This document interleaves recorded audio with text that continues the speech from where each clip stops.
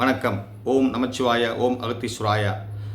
சித்தர்கலைகள் 64 சார்பாக அனைத்து காணொளி அன்பர்களுக்கும், நேயர்களுக்கும், ஜோதிட அன்பர்களுக்கும், ஆர்வலர்களுக்கும் எந்நாளும் நன்னாளாக அமைய வாழ்த்துக்கள், வணக்கங்கள். தொடர்ச்சியாக நாம் 12 ராசி பலனை பார்த்து வருகிறோம். இதில் சிறப்பு பலனாக திருமண எந்த ராசிக்கு சிறப்பாக சீக்கிரமாக நல்ல யோகமாக அமையும் என்று பார்க்கவிருக்கிறோம்.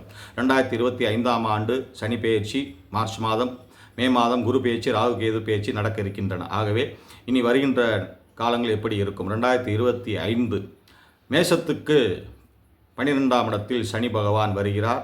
மேசத்துக்கு 3ஆம் இடத்தில் குரு பகவான் வருகிறார். ஏனைய ராகு கேதுக்கள் 5ஆம் இடத்திலும் 11ஆம் இடத்தில் வருகின்றன. பொதுவாக மேசத்திற்கு 7.5 சனி என்றும், மறைந்த குரு என்றும், வெளிப்படையான பஞ்சம லாப ராகு கேதுக்கள் என்று சொல்வதால் 12ஆம் இடம் அயன சயன போகம், அதாவது தூக்கம், பயணம், வெளியூர் வெளிநாடு பயணம், நாம் சிறுதூர பயணம். 3ஆம் இடம் தைரிய வீரிய ஸ்தானம், அழகு, கலை, செல்வாக்கு, இறையருள் ஸ்தானம். நம்முடைய தேக ஆரோக்கியம் 20-25 வயது நிரம்பியிருந்தால், திருமண முயற்சி செய்து கொண்டிருந்தால் கட்டாயமாக 12ஆம் இடத்தில் அயன சயன போகம் என்ற சிற்றின்ப சந்தோஷம் கிடைக்கும். எப்படி திருமண வாழ்க்கையில் சிறப்பாக அமையும்?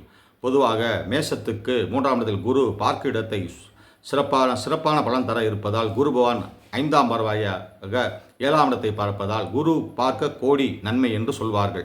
குருவின் பார்வை 7ஆம் இடத்தில் படுவதால் திருமண முயற்சி இனிதே நடைபெறும். திருமணம் சக்சஸ் ஆகும். 11ஆம் இடத்தில் ராகு, 5ஆம் இடத்தில் கேது, புத்திர சந்தான விருத்தி அபிவிருத்தி ஏற்படும். ஒருவேளை திருமணம் முடித்திருந்தால் குழந்தை பாக்கியம் கிடைக்கும். திருமண முயற்சியினால் கட்டாயமாக புத்திர விஷயத்தில் புத்திர யோகமாக கேது ராகு கேதுகள் பலனை தருவதால் புத்திர பாக்கியம் கிடைப்பதற்காக திருமணம் கட்டாயமாக நடக்கும். ரிஷபராசிக்காரர்களுக்கு 11ஆம் இடத்தில் சனி, 2ஆம் இடத்தில் குரு, 4ஆம் இடத்தில் கேது, 10ஆம் இடத்தில் ராகு. இவர்களுக்கு அருமையான கோச்சாரம். 20, 25, 30, 35 வயது உள்ளவர்களுக்கு கட்டாயமாக திருமணம் நடக்கும். ஏனென்றால் 2, 5, 7, 9, 11 என்ற ஸ்தான பலத்தில் குரு வந்தால் திருமணம் யோகம் என்றும் குடும்ப யோகம் என்றும் சொல்வது வழக்கம். அவர் சிறப்பான யோகத்தை தருவார். ரிஷபத்துக்கு 8 கூடியன் 2 இருந்தால் என்ன செய்வது? கவலை வேண்டாம். ஏனென்றால் அவர் பார்க்கின்ற இடத்தை சுபம் செய்து விடுவார். ஏற்கனவே திருமணம் செய்து தடையாயிருந்தால் திருமண தடை விலகும். திருமண வாழ்க்கையில் பிரிவு ஏற்பட்டால் திருமண வாழ்க்கையில் ஒரு சமரசம் ஏற்பட்டு பரஸ்பரம் ஏற்று புதுமண தம்பதிகள் ஒன்று சேருவார்கள். 20, 25, 30 வயது உள்ள இளைஞர்கள், யுவதிகள் கட்டாயமாக திருமணம் நடக்கும். 8ஆம் இடத்துக்குரிய அதிபதி 2இல் இருந்தால், 11ஆம் இடத்தில் சனி இருந்தால், ராகு கேதுக்கள் 4, 10ஆம் இடத்தில் இருந்தால் தொழில் அபிவிருத்தி ஏற்படும். தொழில் முயற்சியோடு தொழில் சார்ந்த பெண்ணும் அல்லது தொழில் சார்ந்த உயர் பதவி உண்ட ஆணும் அந்தந்த வயதினருக்கு அந்தந்த தொழில் தன்மை உள்ளவர்களுக்கு திருமணம் கட்டாயம் நடக்கும். சிலருக்கு காதல் திருமணம் நடக்கும். மிதுன ராசிக்கு ஜென்மத்தில் குரு, 10ஆம் இடத்தில் சனி, 3ஆம் இடத்தில் கேது, 9ஆம் இடத்தில் ராகு. ஜென்ம குரு பார்க்கின்ற இடத்தை சுபம் செய்வார். அவர் 5ஆம் பார்வையாக புத்திரஸ்தானத்தையும், 7ஆம் பார்வையாக திருமணஸ்தானத்தையும், 9ஆம் பார்வையாக தர்மஸ்தானத்தையும் பார்ப்பதால் குலதெய்வ அருளால் நிச்சயமாக திருமணம் நடக்கும். ஒரு பெண்களை பார்த்தாலும் சற்று ஏறக்குறைய சரியான முறையில் திருமண பொருத்தம் பார்த்து வழிபாடு செய்து கொண்டு திருமணம் நடப்பது நிச்சயமாக இனி வருகின்ற 2025 நவம்பர் மாதத்திற்குள் திருமணம் நடக்கும். கடகராசிக்கு 12ஆம் இடத்தில் குரு, 9ஆம் இடத்தில் சனி, 2ஆம் இடத்தில் கேது, 8ஆம் இடத்தில் ராகு. ஆனால் ராகு கேது 2, 8ஐயும் சனி பகவான் 9ஆம் இடத்தில் இருப்பதால், 12ஆம் இடத்தில் குரு பகவான் இருப்பதால் குரு இருக்கிற இடத்தை கெடுப்பார் என்று சொல்வது வழக்கம். பொதுவாக குரு பார்க்கின்றதை சுபம் செய்வார். ஆக இந்த கடகராசிக்காரர்களுக்கு சற்று ஏறக்குறைய சனி பகவானுடைய திருவருளால் மட்டுமே திருமணம் நடக்க வாய்ப்பு உண்டு. மேலும் சனி பகவானுடைய சேத்திரமான திருநள்ளாறு வழிபாடு, காலபைரவர் வழிபாடு செய்து கொண்டு திருமண குழப்பங்கள் இல்லாமல் இருப்பதற்கும் சில முன்பின் யோசனையோடு அதீத முயற்சியோடு திருமணம் செய்து கொள்வது நன்று. கொஞ்சம் 1க்கு 2 வரன் 3 வரன் பார்த்து 1க்கு 2 ஜோசியர்களிடம் கலந்து ஆலோசித்து திருமணம் செய்து கொள்வது நல்லது. ஏனென்றால் அவங்களுடைய தசாபுத்தி யோக கிரகங்கள் எப்படி இருக்கும் என்று நீங்கள் தான் பார்த்து கொள்ள வேண்டும். ஆக கடகராசிக்கு சற்று திருமண விஷயத்தில் கவனம் தேவை. காதல் திருமணம் கட்டாயமாக நடக்கும். பிரிந்திருந்த தம்பதிகளுக்கு கொஞ்சம் நிதானமான காலகட்டங்கள். நவம்பர் மாதம் மேல் ஜென்மத்தில், அதாவது கடகத்தில் குரு வரும்போது அனைத்தும் சரியாகிவிடும். ஆக நவம்பர் மாதம் மேல் அவங்களுக்கு கட்டாயமாக திருமணம் நடக்கும். அதற்கு முன் திருமண முயற்சி இருந்தால் சற்று யோசித்து செய்யும். சிம்மராசிக்காரர்களுக்கு 11ஆம் இடத்தில் குரு, 8ஆம் இடத்தில் சனி, ஜென்மத்தில் கேது, 7ஆம் இடத்தில் ராகு. இது எப்படிப்பட்ட கோச்சாரம்? சிம்மத்துக்கு 11 குரு சுபத்தை தருகிறார். சிம்மத்துக்கு 8ஆம் இடத்தில் சனி, 8வது சனி, ஜென்மத்தில் கேது, ராகு. பொதுவாக ஜென்மத்தில் ராகு கேதுக்கள் இருந்தால் காதல் திருமணம் என்று சொல்வது வழக்கம்.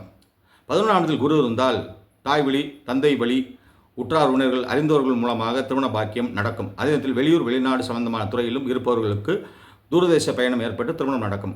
2வது, திருமண வாழ்க்கையில் பிரிந்திருந்தால் பிரிந்த தம்பதிகள் ஒன்று சேருவார்கள். ஆக சிம்ம ராசிக்காரர்கள் 11ஆம் இடத்தில் குரு சுபத்தன்மையாக இருப்பதால் 3 விதமான பேச்சுகளில் குரு சிறப்பான நற்பலனை சிம்மராசிக்கு தர இருப்பதால் சிம்மராசிக்காரர்களுக்கு கட்டாயமாக திருமணம் நடக்கும். ராகு கேதுக்கள் ஜென்மத்தில் 7ஆம் இடத்தில் இருப்பதால் சற்று நிதானமாக பேச்சு வழக்கில் கவனமாக இருக்க வேண்டும். ஏனென்றால் பெரியவர்களுடைய குடுக்கல் வாங்கலில் சற்று கவனமாக இருக்க வேண்டும். இளம் தம்பதிகளாக இருந்தால் சந்தோஷம் பெருகும். இருந்தாலும் வார்த்தை சற்று நிதானமாக அமைதியாக பயன்படுத்தி கொள்ள வேண்டும். சிம்மராசி கன்னி ராசிக்கு 7ஆம் இடத்தில் சனி, 10ஆம் இடத்தில் குரு, 12ஆம் இடத்தில் கேது, 6ஆம் இடத்தில் ராகு. கன்னி ராசிக்கு 10ஆம் இடத்தில் குரு இருப்பதாலும் 7ஆம் இடத்தில் சனி இருப்பதாலும் ஒரு அதிபதி யோகம் என்றும் கஜகேசரி யோகம் என்றும் இருப்பதால் சிறப்பாக திருமணம் நடக்கும். ஏனென்றால் 4ஆம் இடத்திலே குரு 7 பார்ப்பதால் கன்னிராசிக்கு 10ஆம் இடத்தில் குரு இருக்கிறார். 4 7 அதிபதியாக திருமண அதிபதியாக தேக அதிபதி சுக அதிபதியாக இருந்து 10ஆம் இடத்திலிருந்து 7ஆம் பருவாய 4ஆம் இடத்தையும் பார்ப்பதால் அவருடைய ஸ்தான பலனுக்கு 7 10 இருப்பதால் 3 விதமான சுப பலனை 4ஆம் பாவாதி பலனையும் 7ஆம் பாவாதி பலன் ஒருங்கே தருவார். இடமாற்றம் ஏற்படும். வெளியூர் வெளிநாடு என்று திரும்பி வருபவர்களுக்கு நிச்சயமாக கல்யாணம் நடக்கும். ஆனால் ஒரே ஒரு விஷயம், திருமணம் முடித்தவர்கள் வெளியூர் வெளிநாடு செல்பவர்கள் தற்காலிகமாக பிரிவு ஏற்படும். அது பயப்பட வேண்டாம். கன்னிராசிக்கு கட்டாயமாக திருமணம் இவ்வாண்டு நடக்கும். துலா ராசிக்காரர்களுக்கு 6ஆம் இடத்தில் சனி, 9ஆம் இடத்தில் குரு, மீண்டும் 5ஆம் இடத்தில் ராகு, 11ஆம் இடத்தில் கேது. 5ஆம் இடத்தில் ராகு கேதுக்கள் இருந்தால் புத்திர அபிவிருத்தி தருவார்கள். ராகு கேதுக்கு நற்பலனை தருகின்றனர். ஏனைய சனி பகவான் 6ஆம் இடத்திலும் மறைந்த பலனையும் 12ஆம் இடத்தில் பார்த்தால் அயனசயன போகத்தையும் தருவார், சிற்றின்பத்தை தருவார். 9ஆம் இடத்தில் இருக்க குரு 3ஆம் இடத்தை பார்த்தால் தைரிய வீரிய ஸ்தானத்திற்கு யோகத்தை ஏற்படுத்திவிடும். விதை நம்முடைய உடலில் இருக்கிற உயிர் சத்து. 5ஆம் இடத்தில் ராகு. இந்த 2 பார்வையும் இணைவதால் 3ஆம் உடைய தெய்வ அனுகூல பலனாலும் இஷ்ட தெய்வ அனுகூல பலனாலும் சொந்த பந்தங்களுடைய முறையில் திருமணம் நடத்தி கொள்ளலாம். மேற்கொண்டு காதல் கல்யாணம் சிறப்பாக நடக்கும். நிச்சய திருமணம், காதல் திருமணம், உறவுகளில் திருமணம் கட்டாயமாக துலா ராசிக்காரர்கள் நடக்கும். விருச்சிக ராசிக்கு 5ஆம் இடத்தில் சனி. 5ஆம் இடத்தில் சனி இருப்பதால் யோக பலன். பொதுவாக புத்திர தோஷம் என்று சொல்வது வழக்கம். ஆனால் விருச்சிகத்துக்கு சனி பகவான் யோகாதிபதி. அதனால் விருச்சிகத்து 5ஆம் இடத்தில் சனி வருவதால் திருமணம் சிறப்பாக நடக்கும். உறவு வழியில் திருமணம் செய்வது சற்று ஜாக்கிரதையாக இருக்க வேண்டும். ஏனென்றால் உறவு வழியில் சில பிணக்குகள் ஏற்படுத்தி கொடுக்கும். சனி பார்க்கிறதை கெடுப்பார் என்பது பொது விதி. சரி, விருச்சிகத்துக்கு 2 5 8 இருந்தால் என்ன பலன்? அவள் குடும்பத்தை பார்க்கிறார். அப்போ குடும்ப யோகத்தையும் தருவார். பிரிந்த தம்பதிகள் ஒன்று சேருவார்கள். கட்டாயமாக திருமணம் நடக்கும். புதிய தம்பதிகளுக்கு புதிய முயற்சி, உடனடியாக குழந்தை பாக்கியம் கிடைக்கும். சில நேரத்தில் சனி 5ஆம் இடத்தால் கரு சிதைவு ஏற்பட வாய்ப்பு உண்டு. தெய்வ வழிபாடுகள் அவசியம். குலதெய்வ வழிபாடு, இஷ்ட தெய்வ வழிபாடு, தெய்வ வழிபாடு செய்து கொள்வது நல்லது. தனுசு ராசிக்கு 1 4 குரு பகவான் 7ஆம் இடத்தில் அமர்கிறார். 2 3 சனி பகவான் 4ஆம் இடத்தில் இருக்கிறார். ஏனைய ராகு கேதுக்கள் 3ஆம் இடத்தில் கும்பத்திலும் 9ஆம் இடத்தில் கேது இருக்கிறார். 1 4 7 இருந்தால் 7ஆம் இடத்தை கெடுப்பது பொதுவான விதி. இருக்கின்ற இடத்தை கெடுக்கும் என்பது விதி. ஆனால் 3ஆம் அதிபதி ராகு சிற்றின்ப மேன்மையையும் லௌகீக ஆசையை ஏற்படுத்தி அந்த தோஷத்தை நிவர்த்தி செய்வதற்காக சில வழிபாடுகளை செய்து கொண்டு தனுசு ராசிக்காரர்கள் திருமண முயற்சியில் கட்டாயமாக ஜெயம் செய்யலாம். வெற்றி வாய்ப்பு கிடைக்கும். ஆனால் கவனம், வழிபாடு தேவை. வழிபாடு செய்து கொண்டு திருமணம் முடித்துக்கொள்வது நல்லது. மகர ராசிக்கு அபரிமிதமான ராஜயோகம். 3ஆம் இடத்தில் சனி 7 விலகிவிட்டது. 6ஆம் இடத்தில் குரு கெட்டவன் கெட்டில் கிட்டிடும் கேடலாத ராஜயோகம் என்பது அது ஒரு அபரிமிதமான யோகமாகும். ராகு கேதுக்கள் 2 8 இருப்பதால் கட்டாயமாக 1 3ஆம் இடத்தில் இருப்பதால் காதல் கல்யாணமோ நிச்சய திருமணம் சிறப்பாக நடக்கும். சில பேர் பிரிந்த தம்பதிகள் பிரிவு ஏற்பட்டால் 2வது கல்யாணம் 2025 கடைசிக்குள் நடந்துவிடும். இது விபரீத ராஜயோகத்தை ஏற்படுத்துகின்ற கோச்சாரமாகும். தொழில் வாழ்வில், குடும்ப வாழ்வில், குழந்தைகள் வாழ்வில் மறுமலர்ச்சியான காலகட்டங்கள், மலரும் நினைவுகள், புதிய கனவுகள் ஜெயமாகும். மகர ராசிக்கு 2025ஆம் ஆண்டு முதல் 2026ஆம் ஆண்டுகள் திருமணம் கட்டாயமாக நடக்கும். 2 8 ராகு கேதுக்கள் இருந்தால் அதீத செலவுகள் செய்யாமல் சுருக்கமாக செலவு செய்து கொண்டு பேச்சுவார்த்தையில் கொஞ்சம் நிதானம் தேவை. பரஸ்பரத்தோடு இருப்பது நல்லது. கடைசியாக கும்பராசிக்கு ஜென்மத்தில் ராகு, 7ஆம் இடத்தில் கேது, 2ஆம் இடத்தில் சனி, 5ஆம் இடத்தில் குரு. நான் ஏற்கனவே சொன்னது போல் 2, 5, 7, 9, 11ஆம் இடத்தில் குரு சஞ்சரித்தால் கட்டாயமாக திருமண பிராப்தத்தை கொடுப்பார். 5ஆம் இடத்தில் குரு இருந்தால் பெண்களுக்கு கர்ப்பப்பை சம்பந்தமான ஸ்தான பலனை ஏற்படுத்தி கொடுக்கும். கர்ப்பப்பை பலப்படும். அதே நேரத்தில் அவங்களுக்கு குழந்தை பாக்கியம், உடனே திருமணம் நடக்கும், உடனே குழந்தை பாக்கியமும் கிடைக்கும். ஆக கும்பராசிக்காரர்கள் ஆண் பெண் 5ஆம் இடத்தில் குரு இருப்பது காதல் திருமணத்தையும் ஏற்படுத்தி கொடுக்கும். ஏனென்றால் கும்ப அதிபதியான சனி பகவான் 2ஆம் இடத்தில் சஞ்சாரம் செய்வதால் தன்னுடைய இஷ்டப்படி திருமணம் செய்து கொள்ள வேண்டும் ஆசை உள்ளவர்கள் கட்டாயமாக திருமணம் செய்து கொள்ளலாம். அதே நேரத்தில் சனி பகவான், குரு பகவான் கேந்திரங்களில் இருப்பால் அதிபதி யோகம் என்று சொல்வது வழக்கம். சந்திரனுக்கு 5ஆம் இடத்தால் திரிகோண சந்திர குரு யோகம் என்று சொல்வது வழக்கம். ராகு கேதுக்கள் ஏனைய ஜென்மத்திலும் 7ஆம் இடத்தில் இருப்பதால் 3 விதமான திருமணம் கட்டாயம் நடக்கும். உறவு வழி திருமணம் கட்டாயமாக நடக்கும், நிச்சய திருமணம் கட்டாயமாக நடக்கும், காதல் கல்யாணம் கட்டாயமாக நடக்கும். மீன ராசிக்கு ஜென்மத்தில் சனி, 4ஆம் இடத்தில் குரு, 12ஆம் இடத்தில் ராகு, 6ஆம் இடத்தில் கேது. எப்படி? பொதுவாக 4ஆம் இடத்தில் குரு வந்தால் சுபத்தன்மை யோகம் என்பது வழக்கம். ஆனால் கண்டம குரு என்று சொல்வார்கள். அது தொழில் சார்ந்த மாற்றத்தை தான் கொடுக்கும். திருமண வாழ்க்கை நல்ல யோகத்தை கொடுக்கும். எப்படி? ஊர் விட்டு பயணம் செல்வது, திருமணம் நடக்கும். திருமண காலகட்டங்கள் சில மாதங்கள் ஒற்றுமையாக இருந்து பிரிந்து செல்லலாம். இல்லை என்றால் பூர்வீக மாறி சென்று திருமண வாழ்க்கையை மேம்படுத்திக் கொள்ளலாம். ஆக 2025ஆம் ஆண்டு சனி பேச்சு, குரு பேச்சு, ராகு கேது பேச்சு கட்டாயமாக திருமணம் நடக்கும். அனைத்து ராசிக்காரர்கள் நான் சொல்வது போல உச்சிதமான ரிஷபராசி, சிம்ம ராசி, விருச்சிக ராசி, மகர ராசிக்கு சிறப்பான திருமணமும், ஏனைய மேஷ ராசி, கடக ராசி, மிதுன ராசி, துலா ராசி, தனுசு ராசி வழிபாட்டுக்குரிய முக்கியத்துவமான பலனையும் ஏற்படுத்தி கொள்ள வேண்டும். மீன ராசிக்காரர்கள் கட்டாயமாக வழிபாடு செய்து கொள்ள வேண்டும். ஆக ஏனைய அனைத்து ராசிக்காரர்களும் நிச்சய திருமணம், காதல் திருமணம், சொந்த பந்தங்களில் தாய்வழி உறவுகள், தாய்மாமன் வழியில் திருமணம் கட்டாயமாக நடக்கும். காதல் கல்யாணம், பொதுவாக காதல் கல்யாணம் விருப்பமோடு நடப்பது, அதற்கு ஜாதி மதம் பார்ப்பதில்லை. இருந்தாலும் உறவு வழிகளிலும் காதல் ஏற்படும். வேலை பார்க்கின்ற இடத்திலும் காதல் ஏற்படலாம். இந்த ராசிக்காரர்களெல்லாம் 20, 25, 35 வயது உள்ளவர்கள் கட்டாயமாக திருமணம். காலதாமதமான திருமணம் உள்ளவர்களுக்கு சில வழிபாடுகளை நான் சொல்லி ஆகணும். பொதுவாக திருமணம் சரி என்று சொல்வது வழக்கம். பொதுவாக பாவநாச ஸ்தலம் என்பது ஒரு முக்கியமான ஸ்தலம்.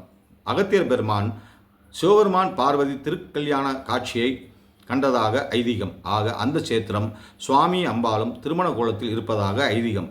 அகத்தியருக்கு அருள் பாலித்ததாக ஐதீகம். ஆக அந்த கோயிலை ஒருமுறை காலதாமதமாக இன்னும் திருமணம் நடக்க அமைப்பு இல்லாதவர்களுக்கு அந்த கோயில் ஒரு முறை சென்று அங்கே இருக்கின்ற அருவியில் நீராடி பாவநாச புரீஸ்வரரையும் உலகமை தாயாரையும் அகத்தியரையும் வணங்கி கொண்டு திருமண காட்சியை தரிசனம் செய்து கொண்டு வந்தால் கட்டாயமாக திருமணம் நடக்கும் என்பது ஒரு முதல் வழிபாடுக்குரிய விஷயம். 2வது மதுரை அம்பதி மீனாட்சி சேத்திரம். மீனாட்சி திருக்கல்யாண சேத்திரம்.